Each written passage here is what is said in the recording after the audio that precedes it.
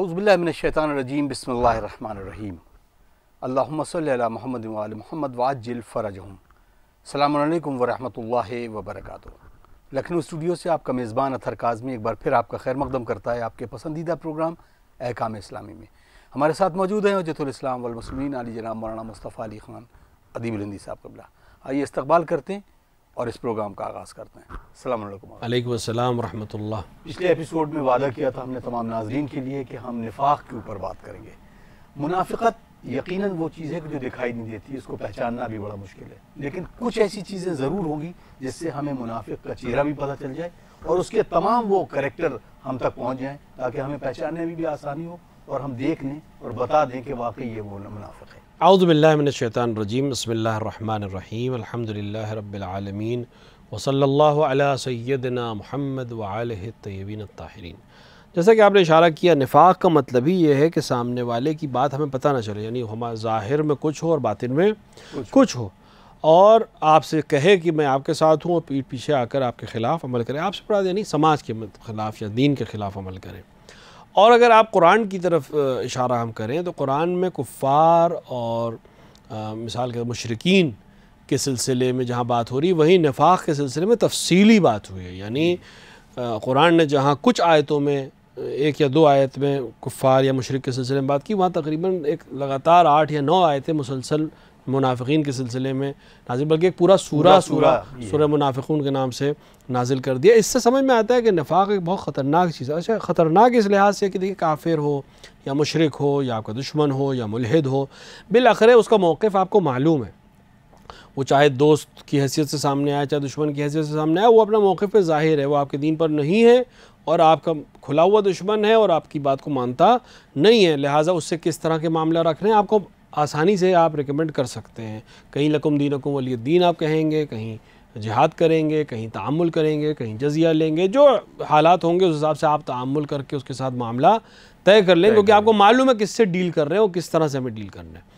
लेकिन निफाक़ का मसला ये है कि वो आपकी अपनी सफ़ों में है, आपके साथ बिल्कुल ऐसी जैसे भाई को होता है, तो भाई के साथ जो इंसान डील करना चाहता है वही डील करता है, और है वो बातिन में दुश्मन। ये बहुत बड़ा मसला है। लेकिन शरीयत ने, और अगर हम इंसान थोड़ा सा तारीख़ को गौर से पढ़े तो उसकी समझ में आ जाएगा। देखिए, निफाक़ अगरचे उस चीज़ को कहते हैं जो ज़ाहिर ना हो, लेकिन फिर भी कहीं ना कहीं उसके असरात मुरतब होते हैं, और मोमिन को ज़ीरक होना चाहिए। ये मैं नहीं रिकमेंड करूँगा कि आप हर इंसान के ऊपर शक की नज़र से देखने लगें और हर एक की तहक़ीक़ करने लगें, क्योंकि ये भी जायज़ अमल नहीं है। लेकिन जो अमल में दिख रहा है कि एक इंसान कहता कुछ है और करता कुछ और है, ऐसे इंसान से फिर तामुल के साथ काम करना चाहिए। अगर उसकी बात पर भरोसा नहीं, यानी अपने वादे पर पूरा न रहता हो, वादा खिलाफ़ी करता हो, जो कहता हो उसके ऊपर अमल न करता हो, बदकौली करता हो, इस तरह के अफराद से परहेज़ करना चाहिए, क्योंकि ये निफाक़ की पहली स्टेजेस है। यानी इंसान आपको वक्त दे फिर वक्त पे ना आए, इंसान आपसे वादा करे उस वादे को पूरा ना करे, ये निफाक़ की पहली स्टेजेस है। यानी आपको बनता आपका अच्छा है, आपका ख़ास बनने की कोशिश करता है, लेकिन होता नहीं है। तो ये पहली स्टेजेस है। इसके बाद मुनाफिक के लिए एक बेहतरीन चीज़ जो ख़ुद रसूल अकरम सल्लल्लाहु अलैहि वसल्लम ने इरशाद फरमाई और अमीरुल मोमिनीन अलैहिस्सलाम की शान में इरशाद फरमाया कि अगर तुम्हारा वजूद ना होता तो मेरे बाद मुनाफिक की पहचान ना हो पाती। जनाब सलमान फ़ारसी अलैहिस्सलाम ने ये फरमाया कि हमारे दरमियान सफ़ों में हम मुनाफिक की पहचान अमीरुल मोमिनीन अलैहिस्सलाम की तारीफ़ के ज़रिए करते थे। तो एक बेहतरीन तरीक़ा ये भी है जो हम इस्तेमाल कर सकते हैं कि उसके सामने अमीरुल मोमिनीन अलैहिस्सलाम के फ़ज़ाइल बयान किए जाएँ। जो अमीरुल मोमिनीन अलैहिस्सलाम के फ़ज़ाइल में शक और शुबहा करे या वो बर्दाश्त न कर सके, अलबत्ता रिकमेंडेड फ़ज़ाइल जो वाक़ई किताबों हमारे लिखे हुए हैं, उनको बयान करने पर उसको शक और शुबह और तरदीद हो या उसका चेहरा मुतग़य्यर हो जाए, तो फिर हमें समझ लेना चाहिए कि ये इंसान हमारी सफ़ों का नहीं है। अमीरुल मोमिनीन मीज़ान है, अमीरुल मोमिनीन कसौटी है। अमीरुल मोमिनीन के ज़िक्र फ़ज़ाइल के ज़रिए से हम मुनाफिक की पहचान आसानी से कर सकते हैं। अलबत्ता मैं यहाँ पर एक चीज़ और रिकमेंड करूँगा कि अगर किसी की पहचान हो जाए कि ये मुनाफिक है, तब भी आपको उसके निफाक को अभी मलआम में करने की ज़रूरत नहीं है। मुमकिन आपकी तहक़ीक़ में गलती हुई हो, मुमकिन है कुछ और मसला रहा हो, लेकिन कम से कम आपको ख़ुद उससे परहेज़ करना चाहिए। कम से कम अपने रुमूस उससे आगाह उसे नहीं करना चाहिए। लिहाजा फ़ितने से बचना भी ज़िम्मेदारी है और मुनाफिक को पहचानना भी हमारी ज़िम्मेदारी है। तो एक बेहतरीन चीज़ ये हुई कि उसके अमल और कौल को देखें। अगर कौल और अमल एक जैसा है तो बहरहाल वो निफाक से दूर है, लेकिन अगर उसमें फ़र्क पाया जाए तो फिर वो निफाक की सीढ़ियों को चढ़ रहा है। और दूसरा बेहतरीन तरीक़ा अमीरुल मोमिनीन अलैहिस्सलाम के फ़ज़ाइल का बयान करना है कि अगर उस फ़ज़ाइल के बयान करने पर उसके चेहरे का रंग बदलता हो या उसको पसंद ना आता हो या वो उसमें शक और शुबहे का ख़दशा बयान करता हो तो फिर हमें उससे इज्तिनाब करना चाहिए और उससे परहेज़ करना चाहिए। जज़ाकल्लाह। अगर अब क्योंकि वो हदीस का भी अगर तज़किरा कर दें कि जिस पर रसूल अकरम सल्लल्लाहु अलैहि वसल्लम ने इरशाद फरमाया कि अली से मोहब्बत करने वाला और अली से बुग़्ज़ रखने वाला, क्योंकि आलम इस्लाम को जब तक हदीस बयान ना की जाए तो उनको लगता है कि शायद ये बात हल्की है। मुझे लगता है कि इस पर पूरी मुहर भी सख्त होना चाहिए कि इस हदीस, बेशक हदीस मोतबर हदीस में से है कि रसूल अकरम सल्लल्लाहु अलैहि वसल्लम ने फरमाया, या अली हुब्बुका ईमान व बुग़्ज़ुका कुफ़्रुन व निफ़ाक़, या अली तुम्हारी मोहब्बत ईमान है और तुम्हारी तुमसे दुश्मनी हो, तुमसे बुग़्ज़ और हसद रखना कुफ्र भी है और निफाक भी है। लिहाजा एक इंसान जो अमीरुल मोमिनीन अलैहिस्सलाम के सिलसिले में तअम्मुल करता हो या आपके फ़ज़ाइल में शक करता हो या आपसे बुग़्ज़ रखता हो, वो इंसान रसूल अकरम के नज़दीक काफिर है या मुनाफिक है। लिहाजा जैसे कि बयान किया गया कि अमीरुल मोमिनीन अलैहिस्सलाम ख़ुद मीज़ान है। आप ज़िक्र अली के ज़रिए से बहुत आसानी से समझ सकते हैं कि कौन मुनाफिक है और कौन मुनाफिक नहीं है, क्योंकि मुनाफिक कभी भी मुहिब अली नहीं हो सकता। और अहले बैत अलैहिस्सलाम को जो अज़मत खुदावंद आलम ने अता फरमाई उसमें से एक चीज़ ये भी है कि आपसे रिज्स को, गंदगी को दूर रखा है। अब रिज्स हर तरह की रिज्स है, निफाक भी एक रिज्स है, निफाक भी एक किस्म की गंदगी है। तो अगर मुनाफिक है तो कभी भी अमीरुल मोमिनीन और अहले बैत अलैहिस्सलाम के नज़दीक नहीं पहुँच सकता, हर एक को धोखा दे सकता है, लेकिन इस मसले में आकर उसको बहरहाल उसके चेहरे पर से नकाब आसानी से उल्टी जा सकती है। लिहाजा जहाँ कोई इस तरह का मसला हो, अहले बैत की फ़ज़ाइल बयान करें, अमीरुल मोमिनीन अलैहिस्सलाम के फ़ज़ाइल बयान करें, सामने वाले की हकीकत बहुत आसानी से आया हो जाएगी। जज़ाकल्लाह। अब ये बनारस से एहतिशाम अब्बास साहब ने जो सवाल किया, क्योंकि इसको मौजू भी इसी सवाल के ज़रिए से मैंने बनाया, ये पूछते हैं कि कुफ्र में, शिरक में, यानी एक मुशरिक में, काफिर में और मुनाफिक में, तीनों में क्या अलग अलग फ़र्क है? देखिए, तीनों अलग अलग इस्तिलाह हैं और तीनों के अलग अलग मानी हैं। कुफ्र का मतलब कफ़रा यानी इनकार करना। कुफ्र से मुराद खुदावंद आलम या पैगम्बर अकरम का इनकार करना है, यानी कि इंसान कहे कि खुदा नहीं है, या इंसान कहे कि रसूल अकरम सल्लल्लाहु अलैहि वसल्लम नबी नहीं है, या अहकामात दीनिया में से किसी ऐसी चीज़ का इनकार करना जो लाजिमा हो रसूल और खुदा के इनकार का, यानी कि इंसान ज़ाहिरी तौर पर मुसलमान हो लेकिन ऐसी चीज़ का इनकार करे जो लाज़िम दीन है, कि क़यामत कोई चीज़ नहीं है या माद कोई चीज़ नहीं है, या इबादत पे किसी ऐसी चीज़ का इनकार करे जो जुज़्व हो, जैसे कहे कि नमाज कोई चीज़ नहीं है। एक दफ़ा है कि इंसान नमाज पढ़ता नहीं है, तारिकुस सलात है, और एक दफ़ा कहता है कि नमाज कोई चीज़ ही नहीं है, तो दोनों में फ़र्क है। तो मुनकिर नमाज का हुक्म अलग है और तारिकुस सलात का हुक्म अलग है। इसी तरह के रोज़ा क्या चीज़ होती है, रोज़ा कुछ भी नहीं है, या कोई भी अमल। तो अगर वो इनकार, यानी रसूल ने कहा वाजिब है और ये कह रहा है कि कुछ भी नहीं है, तो ये इनकार रसूल के इनकार के मुरादिफ अगर माना जाए तो ये भी कुफ्र है।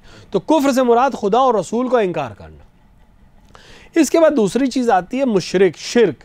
शिरक मानी से समझ में आ गया शराकत का कायल होना, यानी वो कहता है कि खुदा और रसूल हैं लेकिन और भी खुदा हैं, जी खुदा है लेकिन ये भी खुदा है, ये भी खुदा है, वो भी खुदा है, यानी एक से ज़्यादा खुदाओं को मानने वाले ये मुशरिक हैं, यानी शरीक के कायल हैं खुदा के। अब मुशरिक कई किस्म के हो सकते हैं। एक दफ़ा है कि वो खुदाई में शरीक मांगते हैं, मतलब ये भी खुदा हैं वो भी खुदा है, इनकी भी इबादत है उनकी भी इबादत है।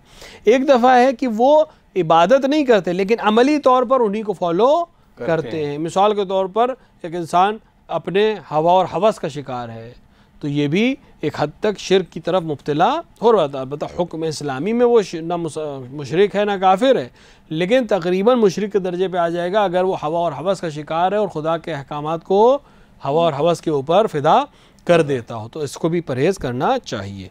तो कुफ्र हुआ इनकार खुदा और रसूल, या हर वो किसी दीन की किसी ऐसी चीज़ का इनकार जो लाजिमा बने खुदा और रसूल के इनकार का।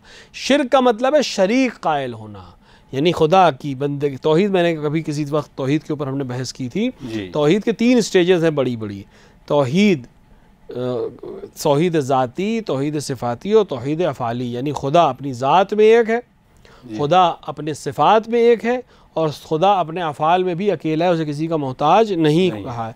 तो अब अगर कोई इन तौहीद में से कहीं गड़बड़ कर रहा है, खुदा को मानता है लेकिन तौहीद उसमें कहीं गड़बड़ है, तो फिर वो शिर्क के मरहले में दाखिल हो जाता है। तो ये 2 चीज़ें।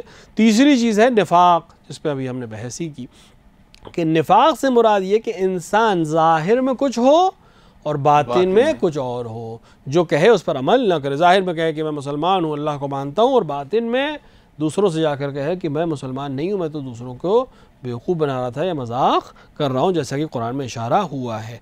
तो हर वो शख्स जिसका ज़ाहिर अलग हो और बातिन अलग हो वो मुनाफिक है, और उसकी पहचान बहुत मुश्किल है, मगर यह कि अमीरुल मोमिनीन अलैहिस्सलाम की फ़जीलत और अमीरुल मोमिनीन अलैहिस्सलाम की अज़मत के ज़रिए से उसको परखा जाए और कुफ्र और निफाक और मुशरिक और मुनाफिक सब खुल कर आया हो जाएगी। जज़ाकल्लाह। अब जैसा आपने पहले ही बता दिया, लेकिन इनका सवाल है कि कुछ ऐसी चीज़ें जो मुनाफिक की पहचान बताई हों हज़रत सल्लल्लाहु अलैहि वसल्लम में, वो इरशाद फरमा दें। मैंने अर्ज़ किया कि रसूल अकरम सल्लल्लाहु अलैहि वसल्लम ने फरमाया कि अमीरुल मोमिनीन अलैहिस्सलाम के ज़रिए से मेरे बाद मुनाफिकीन की पहचान होगी, और जनाब सलमान फ़ारसी जो सलमान मोहम्मदी भी कहलाते हैं और रसूल के जय्यद तरीन सहाबा में से हैं और सब इनको कबूल करते हैं, आपने फरमाया कि हम अपने ज़माने में अमीरुल मोमिनीन के फ़ज़ाइल को बयान करने के ज़रिए से मुनाफिकीन की पहचान करते थे। यानी जिसका चेहरा मुतग़य्यर हो जाए और रंग ख़राब हो जाए और उसको नागवार गुज़रे अमीरुल मोमिनीन के फ़ज़ाइल, समझ ले कि ये इंसान मुनाफिक है। दूसरी पहचान ये है कि मुनाफिकीन आम तौर से अपने अमल में और कौल में एक जैसे नहीं होते हैं, अपने वादे को पूरा नहीं करते हैं। ज़ाहिरी तौर पर बहुत सी अच्छी अच्छी बातें करते हैं लेकिन अमली तौर के ऊपर उसको अंजाम अमली नहीं पहलाते हैं। लिहाजा इन चीज़ों के ज़रिए से हम मुनाफिक की पहचान कर सकते हैं और उनसे इज्तनाब कर सकते हैं। जज़ाकल्लाह। अगर अब ये, क्योंकि मुनाफिकत की बात है कि आज का भी ये पैमाना है कि जो जब ज़िक्र अली कीजिए तो चेहरे तो अपने आप ही बयान कर देते हैं, लेकिन अक्सर करके हमारे से जब बात होती है तमाम मकतबे फ़िक्र की, यानी जो गैर अहले तशय्युअ हैं, उनसे जब बात होती है तो वो कहते हैं कि मुनाफिकत के बारे में बस चंद लोग हुआ करते थे जिनको अयां कर दिया रसूलुल्लाह ने कि ये मुनाफिक हैं, बाकी तमाम असहाब जो हैं में से सितारों के हैं और उस तरीक़े के। तो अब हम जब बात करते हैं तो जो असहाब रसूल हैं उनमें ही से तो कुछ मुनाफिकीन होंगे, और उसमें उसका तज़किरा जब पूरा सूरा एक नाजिल किया कुरान मजीद में सूरह मुनाफिकीन में, तो हम इसको किस तरीक़े से उनको समझाएंगे? देखिए, सबसे बड़ी बात यह है कि ये कह देना कि सर कुछ लोग थे और रसूल उनकी पहचान करा दी, बात ख़त्म हो गई, नहीं, ऐसा नहीं है। मुनाफिकीन रसूल के बाद भी ज़िंदा थे और वो खुल कर सामने आए रसूल की शहादत के बाद। मुनाफिक का मतलब ही ये है कि उसका ईमान और कुफ्र के बीच में हम फ़र्क न कर पाएँ। और ज़ाहिर है कि जब इंसान ये तय कर ले कि हमें फ़लाँ को सही करना है और हमें हर हाल में उसको बचाना है, तो फिर वो हर चीज़ उसके हिसाब से बयान करता है। एक दफ़ा आप रिज़ल्ट के बेस के ऊपर कैंडिडेट को सेलेक्ट करते हैं, एक दफ़ा कैंडिडेट के बेस के ऊपर रिज़ल्ट को चेंज कर देते हैं। तो जब मेयार ये तय हो जाए कि हमें फ़लाँ साहब को बरी उज़्ज़मा करना ही करना है, तो फिर हर चीज़ चेंज की जा सकती है। लेकिन मेयार इस्लाम में तय है, और ये कहना कि साहब ऐसा नहीं था और वैसा था, तो तारीख़ में दीगर शवाहिद हमारे पास मौजूद हैं। और अगर मुनाफिक ख़त्म हो गए थे तो फिर मुसलमा कज़्ज़ाब वाला पूरा किस्सा और झूठी नबूवत का दावा होना और फिर हंगामा होना और फिर जंग का होना और इस तरह के मसाइल का पेश आना, ये कहाँ से है? फिर सूरह मुनाफिकून का नाजिल होना ये बयान कर रहा है कि सारे असहाब एक जैसे नहीं थे, क्योंकि रसूल के दरमियान ये बात हो रही है। अगर उसको, वरना कुरान सीधे खिताब करता कि या रसूल ने कुफ़ार से कह दीजिए, कुफ़ार से तो नहीं कहा। ये लोग जो आपके पास आकर कहते हैं कि हम ईमान ले आए, जबकि इसने कहा कि हम ईमान ले आए, इसका मतलब वो मुसलमान है जी, और अपने दोस्तों से जाके कहते हैं कि हम मजाक कर रहे थे और अल्लाह सबसे ज़्यादा मजाक करने वाला है, वो इनके साथ मजाक करेगा। तो ये बात बयान कर रही है कि वो ज़बान से कहते थे हम मुसलमान हैं, बस यहाँ कुफ़ार की बात नहीं हो रही है। और आपने जो मेयार तय किया है कि जो भी रसूल के सामने ज़बान से इज़हार इस्लाम करते हैं उसको आप मुसलमान कहते हैं और सहाबी मानते हैं, तो इन्हीं असहाब में से जो आपकी डेफिनेशन है, ये सूरह मुनाफिकून उन्हीं के लिए नाजिल हुआ है। अब ये आपकी ज़िम्मेदारी है कि आप मेयार कुरान को बनाते हैं, ये मेयार शख्स को बनाते हैं। जिस दिन इस्लामी माशरा शख्स के मेयार को हटाकर इस्लाम के मेयार को, कुरान के मेयार को अपना लेगा, अपने आप मुनाफिकत की चादर उठती चली जाएगी और वो इस तरह के हिसाब से दूर हो जाएगा। जज़ाकल्लाह। नाज़रीन, यकीनन यही अंदाज़ है कि हम हक़ परस्ती को ही को आगे बढ़ाते हैं, मतलब शख्सियत परस्ती से हमारा कोई वास्ता नहीं है, क्योंकि जब हक़ की बात होगी तो हक़ के ज़रिए इंसान ख़ुद अपने मीज़ान में तौल कर वहाँ तक पहुँच सकता है, और यही सच्ची राह है और यही सच्चा इस्लाम है। आइए नाज़रीन, हम सवाल करते हैं आगा से। कुछ बहुत अहम सवालात भी आए हैं। एक साहब ने सवाल किया, अस्सलामु अलैकुम आगा, ये बताएं कि क्या बीवी ने एक दूसरे के पास जो अमानत रखवाई थी, तलाक़ के बाद उनका क्या होगा? यानी ये अमानतें एक दूसरे को दी और उसके बीच मियाँ बीवी के दरमियान, और तलाक़ उनके दरमियान हो जाती है, तो इन अमानतों का क्या होगा? देखिए, अगर अमानत रखवाई थी, यानी आपकी नहीं, आपने अपनी ज़ौजा के पास, यानी शख्स ने अपनी ज़ौजा के पास रखवा दी कि अमानतन तुम्हारे पास है जी, यानी मेरी चीज़ है लेकिन तुम्हारे पास अमानत के तौर पर है, या ज़ौजा ने शौहर के पास रखवा दी है कि ये मेरी चीज़ है लेकिन आप अपने पास इसको रख लीजिए, तलाक़ होने के नतीजे में ये चीज़ें अमानत वापस करनी होगी। अमानत का मतलब ही ये होता है किसी दूसरे की मिल्कियत है, मियाँ की यानी शौहर की मिल्कियत नहीं है, ज़ौजा की अमानत है शौहर के पास, या शौहर की ज़ौजा की मिल्कियत नहीं, शौहर की अमानत है ज़ौजा के पास, तो मिल्कियत को वापस करना ज़रूरी है। हाँ, अगर गिफ्ट दिए हैं, जैसे तोहफे दिए हों एक दूसरे को जी, तो तोहफे भी वापस तलाक़ की सूरत में लिए जा सकते हैं, मगर ये कि आपस में रिश्तेदारी हो अलग से, यानी इज़्दिवाज के अलावा भी रिश्तेदारी हो, क्योंकि रिश्तेदार से तोहफे वापस लेना शरीयत ने जायज़ करार नहीं दिया है, चाहे कितना ही बड़ा मसला हो जाए। मिसाल के तौर पर कज़न्स थे, आपस में शादी हो गई, किसी वजह से शादी नहीं चल सकी और तलाक़ का मामला पेश आया, तो तलाक़ हो जाएगी। अमानत दी है, एक दूसरे को वापस करेंगे, लेकिन अगर तोहफ़ा दिया था तो शौहर को या ज़ौजा को तोहफ़ा वापस लेने का हक़ नहीं है। लिहाजा, लेकिन अगर रिश्तेदारी नहीं है और वो कहे कि मैंने जो तोहफ़े तुम्हें दिए थे सब मुझे वापस करो, तो उसे वापस करना चाहिए। जज़ाकल्लाह। एक और सवाल है, बड़ा खूबसूरत सवाल है कि यानी शौहर के घर वाले या बीवी के घर वाले, जिनको हम एक दूसरे को ससुराल भी कहते हैं अपने इस्तिलाह में, उनके लिए किस तरीक़े की अंदाज़ इख्तियार करना चाहिए? जैसे सिले रहमी की बात करते हैं या क़त्ए रहमी की बात, तो क्योंकि ये रिश्ते खून के रिश्ते नहीं हैं, अज़वाजी रिश्ते हैं, तो इनको किस तरीक़े की अहमियत दी गई है और कैसे इसको आगे बढ़ाया है? देखिए, जहाँ तक रिश्तों का मसला है, रहम का मसला तो वाज़ेह है कि जो ताल्लुक़ रहम से, यानी जो एक ही नस्ल के हों, एक ही ख़ानदान के, वहाँ हुक्म रहम, सिले रहम और क़त्ए रहम का बनता है। लेकिन बहरहाल इज़्दिवाज के नतीजे में बहरहाल एक दूसरे से रिश्तेदारियाँ पैदा हो जाती हैं, महरम नामहरम के हुक्म भी आ जाते हैं। मिसाल के तौर पर सास दामाद के लिए महरम हो जाएगी और ससुर जो है वो बहू के लिए महरम हो जाएगा, हमारी इस्तिलाहों में महरम हो जाएगा, शरअन महरम हो जाएगा। तो इसमें शरअन इसकी ज़िम्मेदारी नहीं है उनके लिए, इसके ऊपर कोई वाजिब नहीं है बहू के ऊपर कि उसके लिए चाय बनाए, उनके लिए खाना पकाए, वाजिब नहीं है, इसकी ज़िम्मेदारी शौहर का ख्याल रखना है। उसी तरह शौहर की ज़िम्मेदारी नहीं है कि सास और ससुर सबके लिए वो 50 काम अंजाम दे, लेकिन एक ख़ास ज़िम्मेदारी, देखिए ज़न और शौहर की जो ज़िंदगी होती है, ये आप सिर्फ वाजिब और हराम, मुस्तहब और हमारा हक़ और तुम्हारा हक़ के ऊपर नहीं चला सकते। ये एक दूसरे से इस हक़ के लेवल से ऊपर उड़कर ही आपको एक अच्छी ज़िंदगी गुजार सकते हैं। लिहाजा जब हमारी ज़िम्मेदारी है शौहर का ख्याल रखना या शौहर की ज़िम्मेदारी है ज़ौजा का ख्याल रखना, तो कोशिश करें कि हर उस चीज़ का भी ख्याल रखें जो उसको खुशी पहुँचाती हो और हर उस चीज़ से परहेज़ करें जिससे उसको अज़ियत होती हो। हाँ, बहरहाल दोनों तरफ से रियायत होना ज़रूरी है। मिसाल के तौर पर अगर वो तवक्को कर रहे हैं कि बहू मेरा ख्याल रखे, तो उन्हें भी बहू को बेटी के तरह से ख्याल रखने की ज़रूरत है। सिर्फ ये नहीं कि वो ख्याल रखे, आपको भी मुकाबिल में ख्याल रखना पड़ेगा। अगर वो तवक्को कर रहे हैं कि दामाद मेरा ख्याल रखे और हमारे लिए काम अंजाम दे, तो उनको भी उसको इसी तरह, अगर वो माँ की तरह हमें ट्रीट करे तो हम भी बेटे की तरह उनसे ट्रीट करें। दोनों तरफ का मामला है। मामला जब दोनों, एक तरफ सिर्फ आप रियायत और हक़ की बात करेंगे तो हक़ से कहीं कोई पहुँचने वाला नहीं है, सिर्फ हक़ की बात हो जाएगी, फिर बात वही रह जाएगी। लेकिन अगर हक़ से ऊपर उठने की बात होगी तब मामलात अच्छे हो सकते हैं। तो सही है कि बहू की ज़िम्मेदारी नहीं है कि हर चीज़ इनके लिए अंजाम दे या उनके हर हुक्म को माने, लेकिन अगर शौहर की खुशी इसमें है तो उसको उस हद तक, जिस हद तक रियायत करनी चाहिए, ख्याल रखने की हद तक उसका उनका ख्याल रखे। लेकिन अब उस हद तक चला जाए कि वो मुसलसल करे और वो उसके हक़ की रियायत ना करें, तो बहरहाल एक इज़्दिवाज में और बहुत से मामलात में सर्द महरी आती है और वो कोई अच्छी चीज़ नहीं। लिहाजा दोनों तरफ से रियायत होना ज़रूरी है और दोनों वाजिब और हक़ और हमारी ज़िम्मेदारी के लेवल से जब ऊपर उठ के काम करेंगे तभी ये मामला बेहतर तरीके से हल हो सकेगा। अज़दवाज की ज़िंदगी इस अक़्द के साथ, जिसे कि हम कहते हैं कॉन्ट्रैक्ट, इससे बहुत ऊपर उठती है। जब कॉन्ट्रैक्ट सिर्फ निकाह है और उसके बाद जो है वो सिर्फ मोहब्बत है और मोहब्बती के साथ सारी चीज़ों को अंजाम दिया जाता है। बहुत बहुत शुक्रिया आगा। एक और सवाल है कुमैल अली साहब, इनका सवाल है लखनऊ से, कहते हैं अगर कोई नींद में किसी की अमानत को नुकसान पहुंचाकर उसे वापस कर दे और वो तवज्जो ना देते हुए उसको रख दे तो क्या वो नुकसान का ज़ामिन होगा?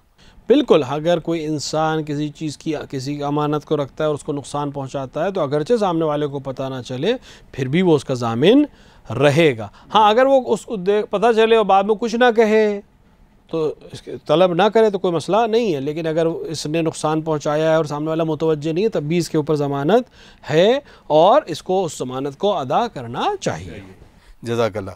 अब यहाँ पर एक और सवाल इसी तरह का किया मुज़फ़्फ़रनगर से एक साहब, अस्सलामु अलैकुम, जो खून बहा के एवज़ में जो बात होती है उसको ज़रा तफसील से बता दीजिए कि किस तरीक़े से एक इंसान, क्योंकि अगर हम अपने मुल्क की बात करें, क्योंकि यहाँ पर जो क़वानीन हैं वो अलग तरह के हैं, उसके बावजूद अगर कोई इंसान चाहता है कि किसी इसका कत्ल किसी के हाथों से हो गया तो उसको खून बहा इस्लाम में किया गया है, तो हम किस तरह से अपने इस गुनाह को पाक करने के लिए खून बहा करें और उसके लिए क्या शर्तें शरीयत ने बनाई हैं? देखिए, खून बहा के लिए सबसे पहली शर्त यह कि मैयत के वारिस खून बहा तलब करें जी, यानी दियत को तलब करें।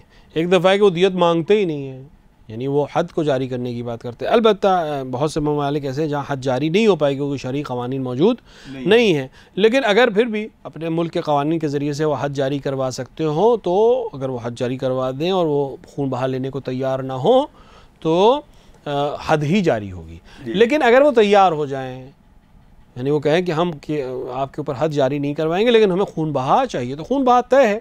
अलबत्ता हर वारिस खून बहा नहीं मांग सकता। खून बहा मांगने का हक़ या बाप को है यानी मकतूल के, या औलाद को है। बाकी लोगों को यह हक़ हासिल, बाप से औलाद यानी जितना सिलसिला ऊपर चला जाए औलाद में भी जितना सिलसिला नीचे चला जाए, इनको हक़ है खून बहा मांगने का और ये हक़ रखते हैं कातिल को माफ़ करने या खून बहा लेने का। लिहाजा अगर ये खून बहा ले लें जो बेहतर है कत्ल करने से और हद जारी करने से, तो सामने वाले को खून बहा देना चाहिए। खून बहा रिकमेंडेड है 100 ऊँट की कीमत, जो भी आपके इलाके में ऊँट की कीमत हो 100 ऊँट की कीमत एक इंसान का खून बहा रखा गया है। अलबत्ता माह हराम में यानी रजब के महीने में, ज़ीक़ात के महीने में, ज़िलहिज के महीने में और मुहर्रम के महीने में अगर ये काम अंजाम पाए तो खून बहा की मकदार बढ़ जाती है इन महीनों की हुर्मत की वजह से। लेकिन जो असल खून बहा है वो 100 ऊँट की कीमत के बराबर एक इंसान का खून बहा है। और अगर वो खून बहा लेना अगर ये एक इंसान, अच्छा अब एक दफ़ा ये है कि ये सामने वाले में ताकत नहीं खून बहा लेने की, ना वो हद जारी करा सकता है ना खून बहा ले सकता है, और ये इंसान ख़ुद खून बहा देना चाह रहा हो अपने आप को बरी ज़िम्मा करने के लिए, तो जाकर मैयत के वरासा को खून बहा दे सकता है और अगर वो कबूल कर ले तो उनको दिया जा सकता है इसी शराइत के साथ जैसा कि बयान किया गया है। अगर अब इसमें एक सवाल ये भी है कि मसलन आपस में कुछ ट्रीटी हो जाती है, वही अक़्द या एक मुआहिदा हो जाता है कि वो हम इतना पैसा देंगे और वो ऊँट से कहीं कम हो और उसमें जो अहकाम शरिया को जो करता है नाफिज वो भी आलिम दीन भी मौजूद हो, उसके दरमियान हो जाए, तो ये क्या मुसालियत हो सकती है? इसको मुसालिहत कहते हैं। देखिए, हुक्म शरई ये है कि ये देना है, लेकिन चूंकि मामला दो तरफ का है, अगर कोई इंसान तैयार हो जाए कि ठीक है हम आधा खून बहा माफ़ करते हैं, हम इतना % माफ़ कर देते हैं, हम इतने ही पर राज़ी हैं, तो भी सही है, क्योंकि सामने वाला अगर राज़ी हो जाए किसी भी तरह से तो उसमें कोई हर्ज नहीं है। और बिल्कुल इजाज़त नहीं दे रहा हमारा ये प्रोग्राम, क्योंकि हमने सवाल किया, वक्त पर हमारी निगाह नहीं पहुंची और बहुत माज़रत के साथ अगले एपिसोड में इंशाल्लाह इसको डिस्कस करेंगे। नाज़रीन, हमें दीजिए इजाज़त, अगले प्रोग्राम में फिर हम आपसे मिलते हैं इंशाल्लाह। वस्सलामु अलैकुम वरहमतुल्लाहि वबरकातुहू। आइए मिलकर दुआ करते हैं अपने वक्त के इमाम की ज़ुहूर की ताजील के लिए। अल्लाहुम्मा अज्जिल लिवलियकल फ़रज।